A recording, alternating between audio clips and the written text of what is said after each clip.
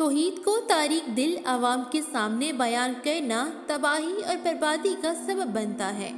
دل کے اندھوں کے آگے اسرار کی باتیں کرنے سے بھی فساد کا خطرہ ہوتا ہے۔ کبھی کبھی ایک بات جہان کو ویرانہ بنا دیتی ہے اور کبھی لومڑیوں کو شیر بنا دیتی ہے۔ جو وسوسے کا دوست ہے وہ اللہ کی ذات کو کب دیکھ سکتا ہے؟ لوگوں کے درمیان اللہ اس طرح روشن ہے جیسے ستاروں میں چاند۔ اگر تو نہیں دیکھتا تو یہ دنیا تو معدوم نہیں۔ اپنے نفس کی انگلی کو آنکھ پر سے ہٹا لے، پھر تو جو کچھ چاہتا ہے وہ دیکھ۔ ظاہری گفتگو غبار کی مانند ہے۔ خاموش رہنے کی عادت ڈال اور اس غبار کو بیٹھنے دے تاکہ تیرے لیے باطن کا راستہ کھل سکے۔ تمہاری روح کے لیے اس سے بڑھ کر کوئی مرض نہیں کہ تم خود کو کامل سمجھنے لگو۔ جب انسان کی آنکھوں سے ندامت کے آنسو بہتے ہیں تو اس پر رب کی رحمت برستی ہے۔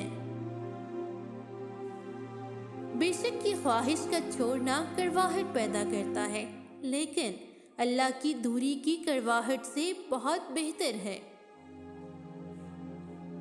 غم سے خالی ہو جاؤ، اس کے بارے میں سوچو جس نے خیال کی تخلیق کی۔ مرشد اور مرید کا تعلق روح اور جسم کی طرح ہوتا ہے۔ اگر مرید بیت ہو کر مرشد سے رابطہ ختم کر دے تو روح بیمار ہو جاتی ہے۔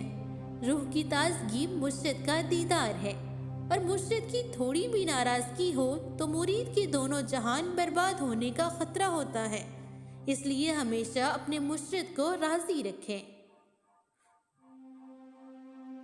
اگر تیرے پاس یار نہیں ہے تو طلب کیوں نہیں کرتے؟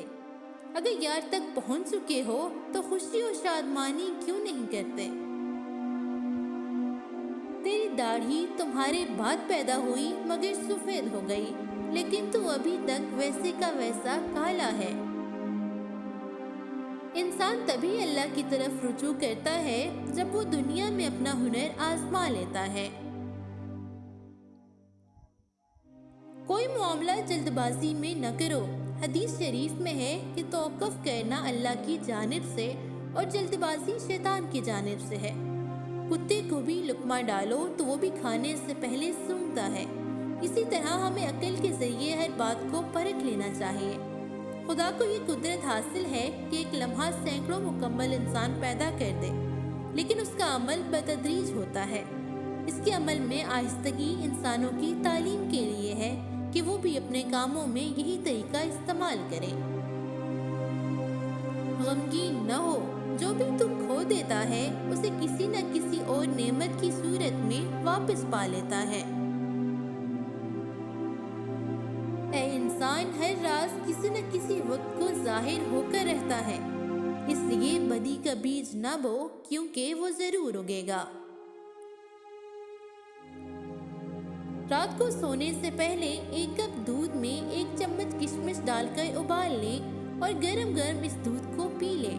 موسم سرما میں نزلہ، زکام، کھانسی سے محفوظ رہیں گے۔